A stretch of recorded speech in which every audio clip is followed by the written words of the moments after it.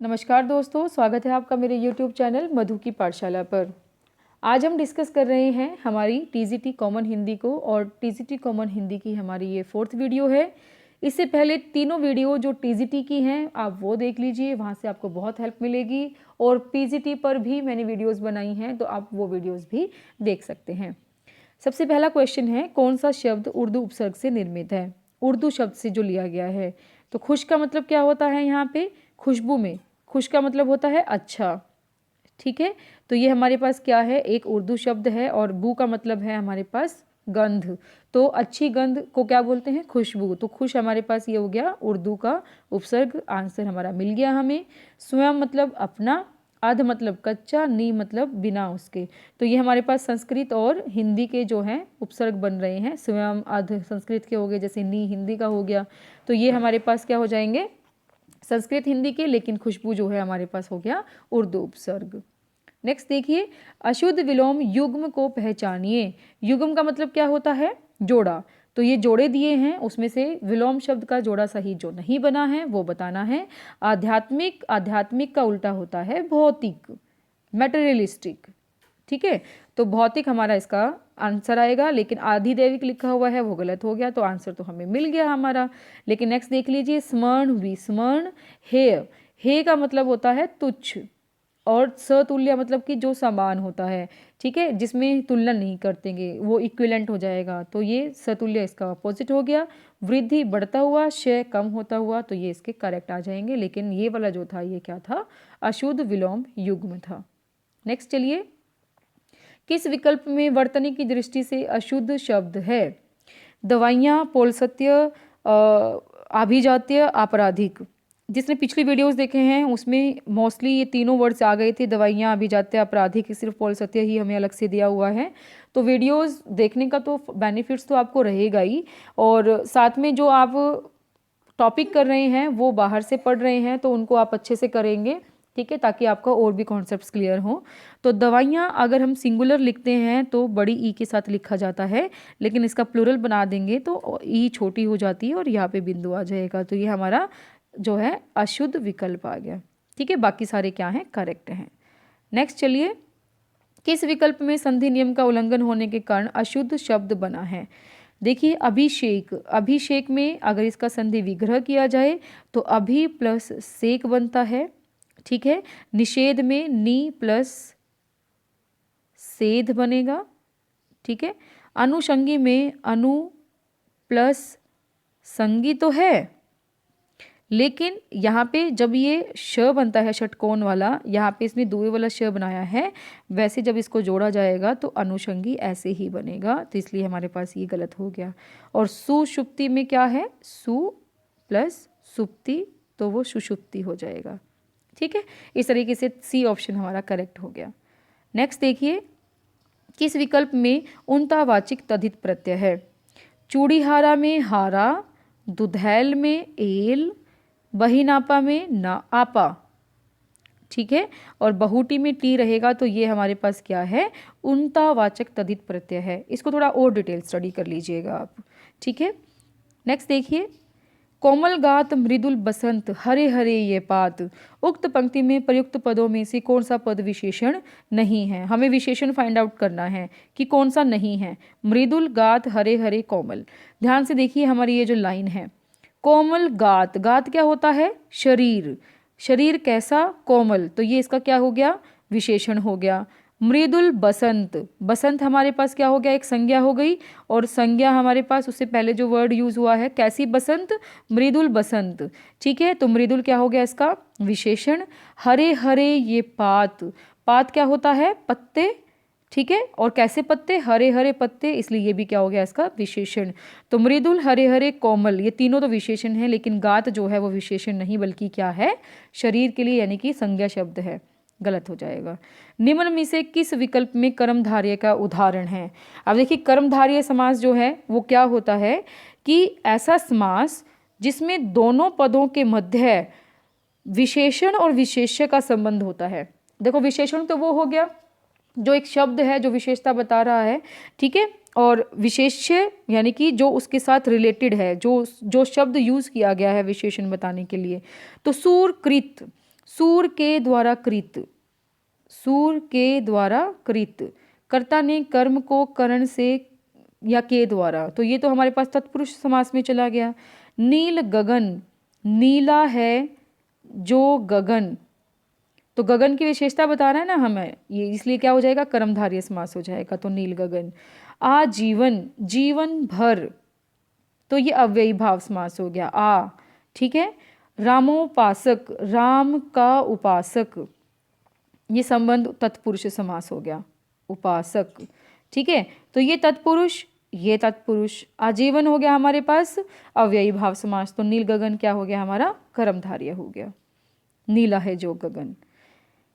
कौन सा विकल्प लिंग संबंधिनी अशुद्धि से युक्त है, ठीक है, यानी कि लिंग हमारे पास इसमें यूज किए गए हैं और उस लिंग के साथ वो वाला शब्द नहीं जाना चाहिए था उसके संबंध में। पापिनी स्त्री, ठीक है। बुद्धिमती भार्या, ये भी ठीक है। गुणवान कन्या, अब कन्या जो है स्त्रीलिंग है और स्त्रीलिंग के लिए गुणवान की जगह क्या आता है, गुणवती आता है, क्या आता है, गुणवती, तो इसलिए हमारे पास गुणवान लड़कों के लिए यूज होता है, ये गलत हो जाएगा, पुल्लिंग आएगा इसका, ठीक है। और प्रभावशालिनी भाषा, ये भी हमारे पास करेक्ट है, तो आंसर सी हमारा चला गया, ठीक है। नेक्स्ट देखिए, निम्न में से कौन सा शब्द योग रूढ़ है। अब इसमें भी हमारा एक नया चैप्टर ऐड हो गया, रूढ़, यौगिक, योग रूढ़। रूढ़ शब्द कौन से होते हैं, जिसको अगर टुकड़े करें तो उसका कोई अर्थ नहीं निकलता, कोई अर्थ नहीं निकलता, अलग अलग अगर उसको देखा जाए तो। यौगिक कौन से होते हैं, जिसमें दो या दो से ज़्यादा शब्द यूज़ किए जाते हैं और उनको तोड़ने के बाद हर एक का अलग अलग अर्थ निकलता है, ठीक है, वो हो जाएंगे हमारे यौगिक। लेकिन जो योग रूढ़ होता है, क्या होता है, योग रूढ़, वो क्या होता है कि उसके क्या करेंगे, जब दो शब्द आपस में जुड़ करके मिलते हैं तो तीसरा ही कोई नया मीनिंग निकल कर आ रहा होता है, अन्य पुरुष की तरह, बहुव्रीहि समास की तरह, तो वो योग रूढ़ होते हैं हमारे, ठीक है। तो अहिंसा, अ मतलब अलग से लग जाता है, ये हमारा उसका उपसर्ग लगा हुआ है, हिंसा, हिंसा करना, तो ये अलग हो गया, ये हमारा चला जाएगा अलग। पाश्विक, जो पशु की वृत्ति वाला होता है। मुख्य प्लस मंत्री, मुख्यमंत्री। लेकिन चक्षु, श्रवा, चक्षु क्या होती हैं, आँखें, और श्रवा क्या होता है, सुनने वाला, ठीक है। तो अब वो उसमें क्या लिखेंगे हम, चक्षु के अभाव में नेत्रों से सुनने वाला चक्षु श्रवा होता है, जिसके पास आँखें नहीं होती लेकिन वो क्या करता है, नेत्रों से सुनता है, ठीक है। तो इसलिए क्या कहते हैं कि उसको सांप को जो है थर्ड पर्सन के अकॉर्डिंग, यानी कि अन्य पुरुष के अकॉर्डिंग इसमें ले लेते हैं, तो ये हमारा योग रूढ़ बन जाएगा, ठीक है। चक्षुश्रवा कौन, सांप। चलो नेक्स्ट देखिए, किस शब्द में विसर्ग संधि का प्रयोग नहीं हुआ है। अब देखो यशोदा है हमारे पास, इसको क्या लिखेंगे, यशः प्लस में द, ठीक है, यशोदा। पयोध क्या क्या लिखेंगे, पयः प्लस में द मतलब देने वाला, पय प्लस में द, तो ये भी हमारे पास विसर्ग संधि है। नेक्स्ट देखिए, तमोगुण, तमह प्लस में गुण, तो तमोगुण बन गया। महोदधि, महोदधि में क्या रहता है, महा प्लस उदधि, तो ये हमारे पास अलग निकल गया इसका, इसमें हमारे पास विसर्ग यूज नहीं हुई। और ये अगर संधि पूछा जाए तो आपसे कौन सी संधि रहेगी, गुण संधि रहेंगे, ठीक है। तो गुण संधि का ये एग्जाम्पल था। नेक्स्ट देखिए, किस विकल्प में नाम धातु क्रिया है। नाम धातु हमारे पास पहले भी आ चुका है, संज्ञा सर्वनाम विशेषण से बनने वाली क्रिया जो होती हैं वो क्या कहलाती हैं, नाम धातु क्रिया कहलाती हैं। जैसे कि हाथ से हथियाना, पानी से पनियाना, ठीक है, लात से लतियाना, तो वो चीज़ें होती हैं।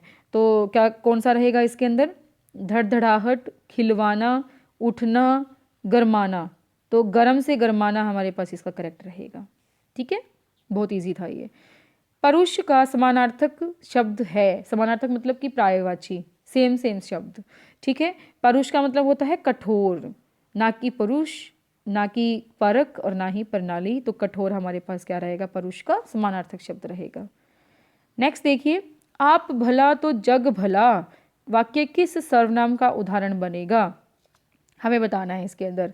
आप भला तो जग भला, यानी कि अपने आप में सब कुछ ठीक होना चाहिए, बाकी अपने आप भला हो जाता है, तो संबंध नहीं है, संबंध शो नहीं कर रहे हम, बल्कि निजवाचक सर्वनाम है। निजवाचक में हमने बताया था, पहले भी वीडियोस दे चुकी हूँ मैं इस पर, कि आप आ जाए, स्वयं आ जाए, तो ऐसे शब्द जो होते हैं, अपनापन आ जाए, ऐसे शब्द जो होते हैं वो क्या बताते हैं, हमें निजवाचक सर्वनाम के बारे में बताते हैं, ठीक है।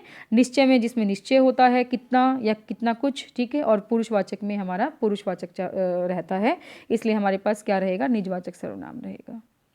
नेक्स्ट देखिए, कौन सा शब्द स्त्रीलिंग बोधक नहीं है, यानी कि जो स्त्रीलिंग नहीं है, हमें सिर्फ ये बताना है। तो मृत्यु, ऋतु, रेणु, तालु। अब मृत्यु, ऋतु, रेणु ये सब क्या है, ये स्त्रीलिंग है, ठीक है। और जो तालु है, जैसे कहते हैं ना कि मेरा तो तालु जल गया, इतना गर्म दूध तुमने पिला दिया, तो वो तालु हमारे पास क्या है, पुल्लिंग शब्द है, ना कि स्त्रीलिंग, ठीक है। निम्न कथनों में से कौन सा कथन असत्य है, असत्य हमें बताना है। तो देखिए इसके अंदर क्या लिखा है, ये यहाँ पे मुझे जहाँ तक लगता है थोड़ी सी मिसप्रिंट है इसमें, ठीक है। ये आना चाहिए था एक तो ऐसे ड और एक आना चाहिए था ढ, ठीक है। मैं फिर से लिख देती हूँ इसको,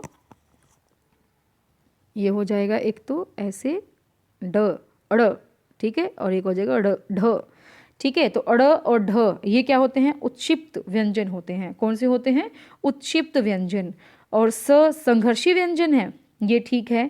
संघर्षी व्यंजन कौन से होते हैं, जो बोलने से संघर्ष यानी कि जो स्पर्श करती हुई सी आवाज़ हमें मिलती है, तो क्या हो जाएगी श, श, स और ह।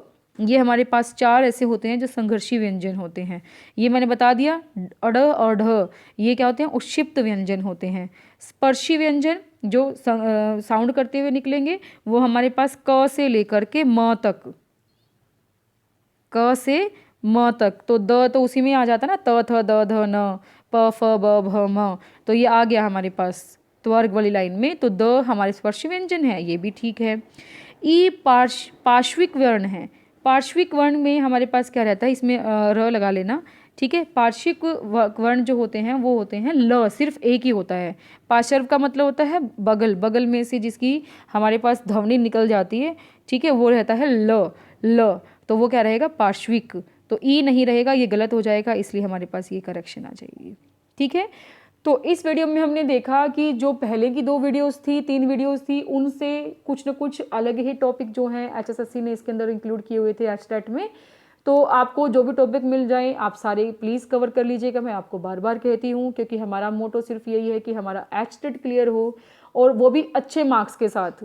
देखिए एक बच्चे की क्वेरी थी वहाँ पे ये भी कि सिर्फ 90 मार्क्स लेना ही इनफ रहेगा पास होना, तो मैं उनको बता देती हूँ सिर्फ पास होना ही इनफ नहीं है, क्योंकि जब मेरिट लिस्ट जाती है तो उसके अंदर कुछ जो परसेंटेज हमने लिया है ना, उस परसेंटेज को ऐड किया जाता है, एचटेट के मार्क्स के अकॉर्डिंग परसेंटेज लगती है।